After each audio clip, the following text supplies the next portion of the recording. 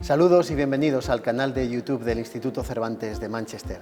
Hoy queremos presentarles una magnífica exposición organizada por el British Spanish Society, el Instituto Cervantes de Manchester, para rememorar la figura de un gran personaje de la historia del Reino Unido, como es Winston Churchill. La exposición, denominada El Bulldog y el Toro, viene a dar un repaso por toda su vida y su responsabilidad política al frente de esta nación, de Inglaterra. Tendremos como invitado al periodista y escritor Jimmy Burns, quien nos hará un recorrido por toda la exposición. Antes de empezar la entrevista con él, vamos a tener su perfil académico y profesional de la mano de nuestra compañera Rocío Mesonero. Analizamos una figura interesante para la historia del Reino Unido y que no deja indiferente a nadie. En la exposición, que actualmente se puede visitar en el Instituto Cervantes de Manchester, podemos descubrir aspectos desconocidos de Churchill y su fuerte conexión de la historia reciente de España. Vamos a conocer todos los detalles de esta exposición de la mano de su comisario Jimmy Burns. Jimmy es periodista y escritor hispano-británico. Es nieto del médico y gran humanista español Gregorio Marañón. Estudió en la Universidad de Londres, donde obtuvo un máster en Ciencias Políticas en la London School of Economics. Trabajó en la televisión inglesa y en los últimos 30 años ha sido corresponsal para el Financial Times en Lisboa, Madrid y Buenos Aires. No para de escribir libros: La mano de Dios, que ha sido un bestseller sobre la figura de Maradona, una biografía que narra la vida y la historia del Papa Francisco, su libro titulado Papa Espía, sobre la vida de su padre y los servicios de inteligencia en la Segunda Guerra Mundial, y su más reciente obra, que trata la rivalidad entre Ronaldo y Messi. Es presidente de la British Spanish Society y comisario de esta exposición sobre Churchill y España. Muchísimas gracias, Rocío, por esa introducción, y gracias, Jimmy, por estar hoy con nosotros. Es para el Instituto Cervantes en general y para toda nuestra audiencia un honor y un privilegio tenerte hoy aquí con nosotros. Un placer para mí, Paco, como siempre, estar contigo y en Manchester y con el Cervantes. Aquí me tienes. Tengo que decir que de Jimmy aprendemos mucho, todos los que nos gusta la historia de Inglaterra y sobre todo la historia de las relaciones hispano-británicas. Tú eres un hombre de ambas naciones, tanto 100% inglés, 100% español, con lo cual es un honor que hoy puedas explicarnos y acercarnos a la figura del primer ministro británico Winston Churchill. ¿De dónde sale la idea de organizar esta exposición que hoy nos presentas? Bueno, mi admiración personal por Churchill nace a una edad bastante menor, ¿sabes? A los 12 años, cuando ya moría Churchill a sus 90 años, yo estaba en Londres y mi padre británico me llevó de su mano a Kensington, al lado de Hyde Park, al lado de la casa de Churchill, donde ya estaba en su cama muriéndose los últimos 10 días después de su derrame cerebral, y había una gran expectación reverencial del público, no solamente británico, sino de muchos países que se habían reunido ahí con velas, algunas lágrimas, pero sobre todo una gran comunidad reverencial en silencio, ¿no? Y me di cuenta a los 12 años que esto era un gran hombre que pasaba la historia, pero que también había hecho historia, ¿no? Y de allí me empecé a enterar un poco de que mi padre había tenido su propio papel durante la Segunda Guerra Mundial en la Embajada Británica en Madrid, y de allí surgió un libro mío que se llamaba Papa Espía, que era sobre todo ese tema, ¿no? Y así llegamos al final del siglo, ¿no? Cuando de repente me empiezan a llamar los medios españoles, sobre todo, a pedir que escribiese artículos, comentar sobre quién fuese el personaje del siglo, ¿no? Y sin duda el voto popular era por Winston Churchill, el gran hombre del siglo XX, ¿no? Y de allí seguimos al 50 aniversario de la muerte de Churchill en 2015, donde yo organicé con el British Spanish Society la primera ronda de esta exposición que vemos hoy en Manchester, que la hicimos en Londres, pero es una exposición itinerante, pero también que ha evolucionado con el tiempo, porque voy añadiendo nuevos documentos, nuevas cosas que hemos encontrado. Perfecto, me gustaría que fueses desgranando para nuestra audiencia cada uno de los momentos que has intentado reflejar en la vida de Winston Churchill a través de esta exposición. Bueno, yo diría que hay un principio y un fin en la exposición, por ahí empiezo. El principio es el Churchill de los 20 años, que sale de la academia militar y ya con su bravado, su aventura, su sentido imperialista, casi quijotesca de la vida y de la historia, quiere una acción militar, quiere probarse como militar. En ese momento el Imperio Británico, en los pocos años de la historia del Imperio Británico, no hay una gran batalla, no hay una guerra, todavía la India está por venir, todavía está Sudáfrica por venir, todavía está Afganistán por venir.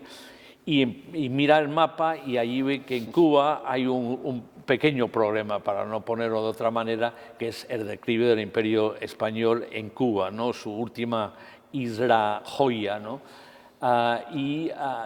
Winston, que tenía unos buenos contactos, tanto a través de su madre americana de bastante riqueza, Jenny, en Norteamérica, y su padre Randolph, que tenía muy buenos contactos con el Foreign Office, se ponen en contacto primeramente con el embajador en Madrid, Sir Henry Wolfe, y él se pone en contacto con el general Martínez Campos, comandante de las fuerzas españolas en la isla, y Martínez Campos escribe una carta dándole permiso a Winston, al joven Winston, que llegue a la isla de Cuba como un observador militar.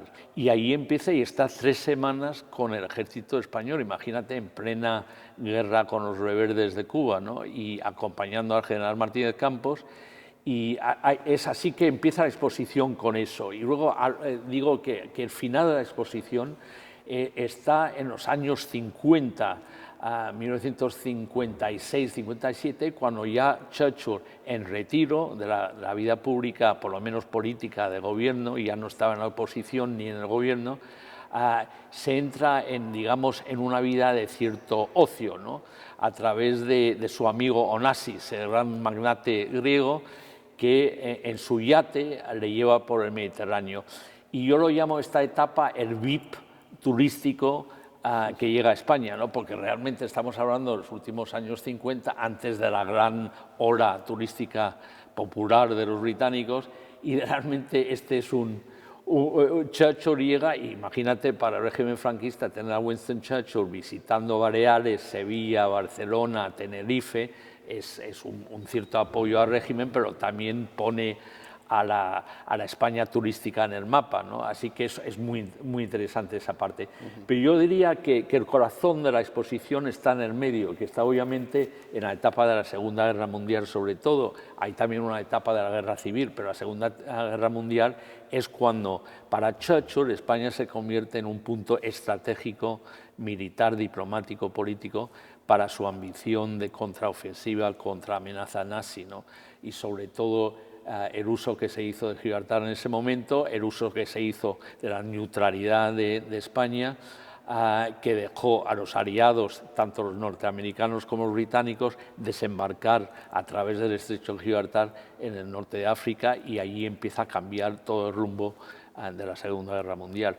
Y hay muchas otras cosas, ¿sabes? Entre espías alemanes, espías españoles, espías británicos, que están todos metidos en esta exposición, y también unos personajes bastante interesantes, que son las caricaturas de un folleto o un folleto de batalla o de campo de batalla de la División Azul, ¿no? Que en esa época había ciertos voluntarios españoles que fueron a Rusia al frente contra los alemanes, que dibujaban a Churchill de una manera tal vez crítica, ¿no? Porque estaban bastante influenciados por la propaganda alemana, pero es un contraste, porque lo demás, lo que vemos aquí, es un poco un cierto elogio a la figura de Churchill, ¿no? Este Churchill, que va con 20 años a Cuba, tiene contacto con los habanos, con los puros habanos. ¿De ahí le viene esa afición por los puros a Winston? Exactamente. Aquí en esta exposición tenemos una carta magnífica de Churchill, del Gran Hotel Inglaterra de La Habana, donde estaba hospedado, y escribe en inglés en su puñal letra a su madre diciendo: aquí lo estoy pasando muy bien, Me he encontrado con un genial, simpático hombre de esta isla que es un dueño de una gran plantación en Santa Clara, pero allí, como bien señalas, desarrolla su gran amor al puro, el gran descubrimiento del puro, el habanero, la Habana, y la siesta y el ron. Y esas tres cosas son para él cosas que forman parte de la vida de Churchill. En plena Segunda Guerra Mundial, Churchill tomaba su siesta, ¿no? Después de tomarse varios whiskies, obviamente. Bueno, y respecto a la Guerra Civil Española, ¿se conoce realmente cuál fue su papel, si fue decisivo finalmente o no? Cuéntame. Bueno, esto es un aspecto fascinante de la vida de Churchill. Yo diría que es un descubrimiento ya medio hecho, pero hay más para descubrir.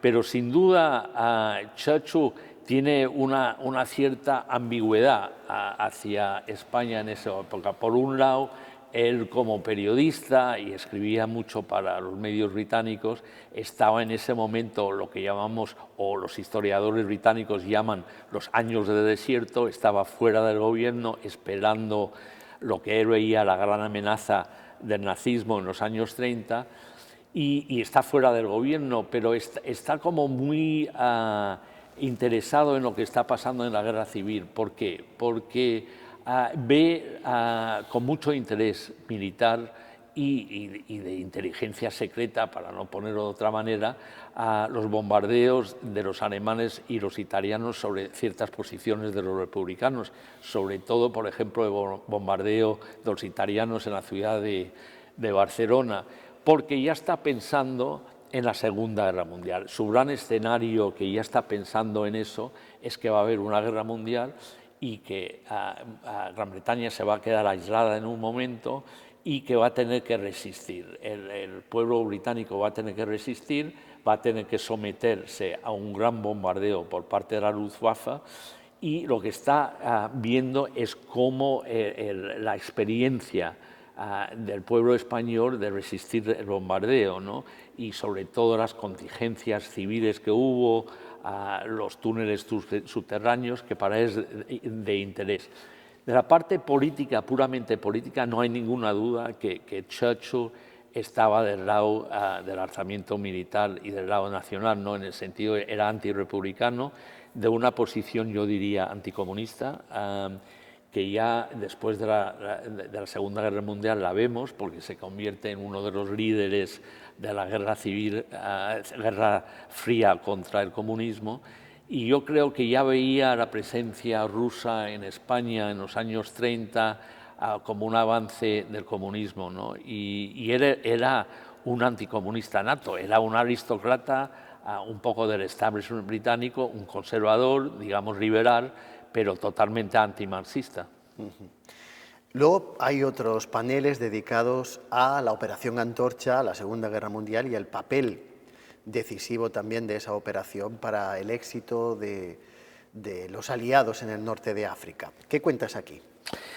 Bueno, hay que recordar que para el Reino Unido y para Churchill en persona, era un gran riesgo pensar en qué contexto se estaba jugando esto. En 1940, no hay que olvidarse, había un momento cuando el Reino Unido y Churchill estaban completamente aislados, en el sentido que había caído el norte de Europa, había caído Francia, estaba ocupada por los nazis, y ahí estaba la península ibérica como un territorio para ver por dónde iba, ¿no?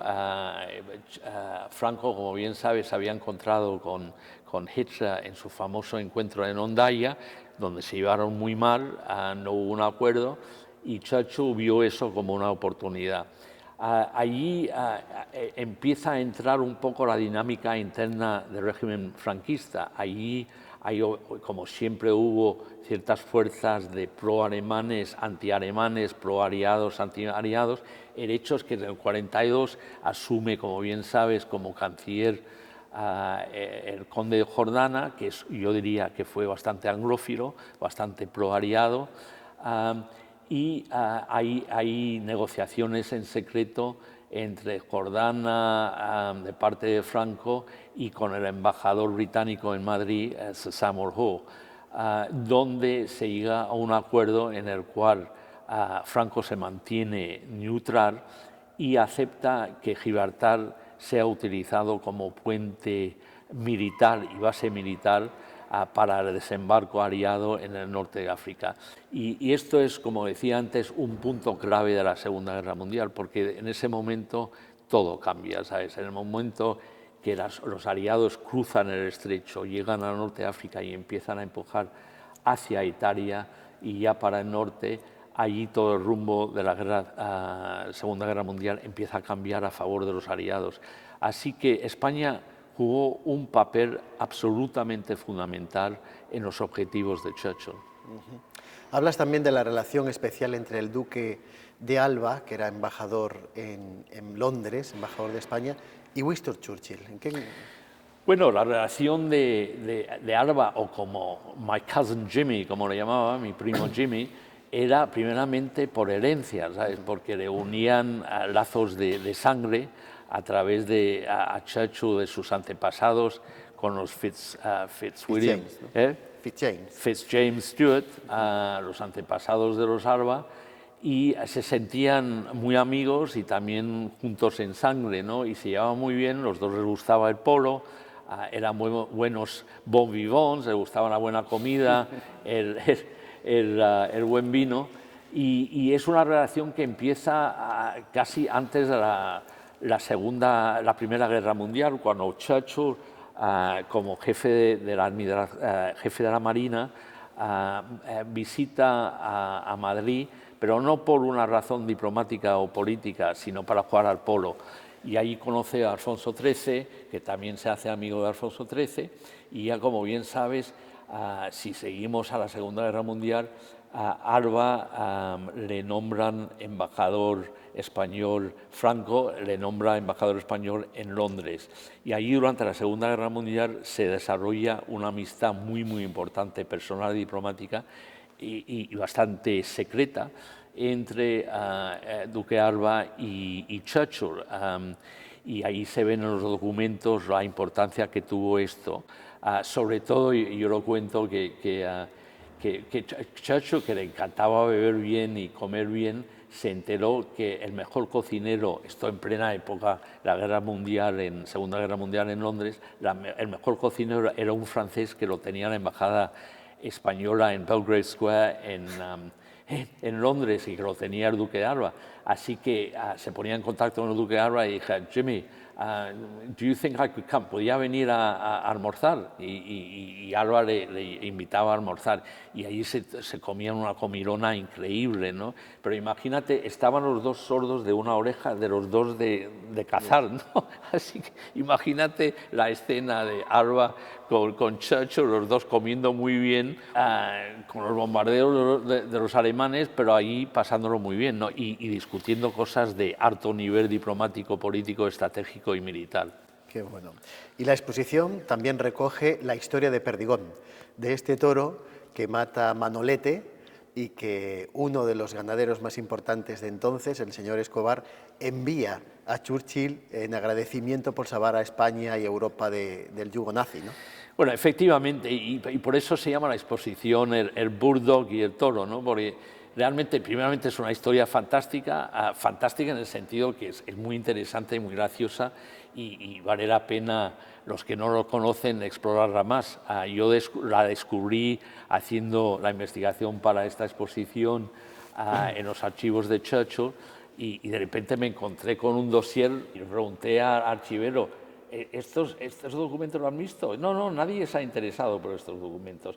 Y empecé a mirar los documentos, y allí me entero de la gran historia del Perdigón, que era un toro que le mata a Manolete en la plaza de Valencia en julio del 44, y el Perdigón había nacido con un lucero, pero hecho en blanco sobre su piel negra, ¿no? Así que tenía como la V de la victoria de Churchill. Escudero se llamaba, ¿no? Escobar, que era el gran ganadero, era un gran proaliado, muy anglófilo, y escribió a Churchill diciendo: señor Churchill, gran afecto por lo que está haciendo en la guerra, le deseo toda la suerte de la victoria contra los nazis y le quiero obsequiar la cabeza de este toro matado por nuestro gran torero, el gran torero de nuestra época, que es Manolete. Y así, ahí entramos ya en todo este subterráneo mundo de inteligencia secreta, de conspiración, de todo. Ahí se mete la embajada británica en Madrid, entre ellos mi padre, que en paz descanse, que estaba trabajando para la inteligencia británica, un británico, y para exportar a esta cabeza de toro clandestinamente del puerto de Cádiz para que fuese a Inglaterra. Fantástico. Hablemos de ti un poco, Jimmy, si no te parece mal. Eres un periodista de raza. Has estado 30 años trabajando, y todavía lo haces, para el Financial Times, en Lisboa, en Madrid, en Buenos Aires. Has estado trabajando para la televisión británica, estás siempre en los medios de comunicación, eres un hombre de gran influencia en el Reino Unido y no paras de escribir libros. Has hecho bestsellers sobre Maradona, sobre el Papa Francisco, también otro libro que presentaste aquí en el Instituto Cervantes sobre Messi y Ronaldo. ¿En qué estás ahora? Bueno, estoy primeramente promoviendo hasta el punto que puedo algunos de los personajes sobre los cuales he escrito. Como te puedes imaginar, no me dejan los medios de preguntarme, hacerme entrevistas o pedirme que escriba sobre un tal Messi y un tal Ronaldo, sobre todo en esta época de Champions, sobre Messi, ¿no? Pero por otro lado, y la gente me pregunta, ¿sabes?, de todos los personajes sobre los cuales has escrito, ¿cuál es el que más te llega al corazón? Y yo creo que el personaje para nuestros tiempos, el personaje más importante y más influyente y que me ha llegado más al corazón es el Papa Francisco, porque yo creo que es un Papa para nuestros tiempos, que habla hacia la juventud, que habla sobre temas muy importantes, sobre el respeto a la dignidad humana, sobre el respeto hacia la mujer, sobre el respeto a la dignidad de los gays, pero sobre todo la gran amenaza del cambio climático, ¿no? Que siente como esto es realmente el reto de nuestra generación y de las que nos sigue. Eres nieto, bueno, bisnieto, del primer presidente de la Asociación de la Prensa de Madrid, el señor Moya. Eres nieto de un gran humanista, como es don Gregorio Marañón. Tu padre británico, tu madre española.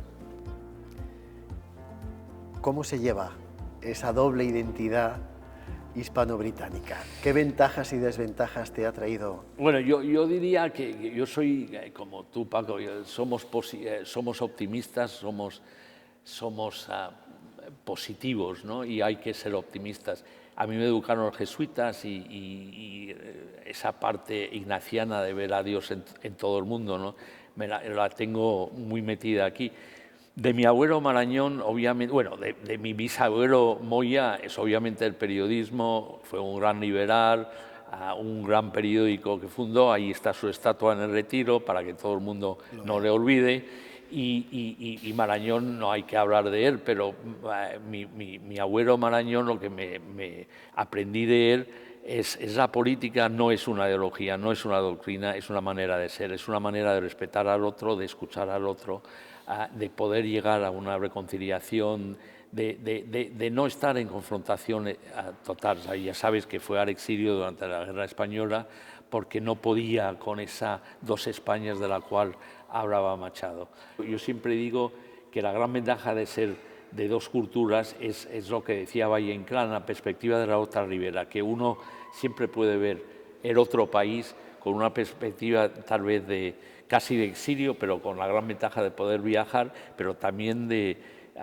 bastante objetiva y de ver cosas que tal vez de los propios gente de ese país no lo vean, ¿no? Y yo me quedo con lo más positivo de ambos países, ¿no? Somos dos idiomas magníficos, el castellano, el español y el inglés, que son los dos idiomas más importantes del mundo. tenemos dos culturas magníficas, no solamente literarias, sino con una gran tradición social y política. Geográficamente, España tiene una gran diversidad, una gran belleza. Gran Bretaña, como tú sabes, viviendo aquí en el norte, tú sigues hacia Escocia o aquí en esta parte del norte de Inglaterra, o si vas hacia el sur, al Cornwall, también es una belleza increíble. Pero yo me quedo, igual que tú, con Shakespeare y Cervantes, los grandes iconos culturales universales, más allá de fronteras, más allá de naciones, más allá de pasaportes. Si estuviesen vivos aquí, estarían con nosotros hablando de estas cosas, de las cosas universales, las cosas que nos unen, no las cosas que nos dividen. Efectivamente. Ese es también tu papel como presidente del British Spanish Society, ¿verdad? Eres el presidente y es una sociedad con más de 100 años que siempre ha abogado por construir puentes de entendimiento entre ambos países, ¿verdad? Sí, nuestro eslogan es precisamente eso, es construir puentes, no muros, ¿no? Y tenemos más de 100 años de historia, estamos haciendo esto. El British Spanish Society nació un grupo de voluntarios, eran 6 voluntarios en 1916, en medio de un desastre humano que era la Primera Guerra Mundial, con miles y miles de gente muriéndose en los campos de batalla, pensando, ¿aquí qué vamos a hacer? Aquí hay que buscar lo mejor de la cultura entre las dos naciones para intentar dialogar y encontrar lo mejor que tenemos los dos.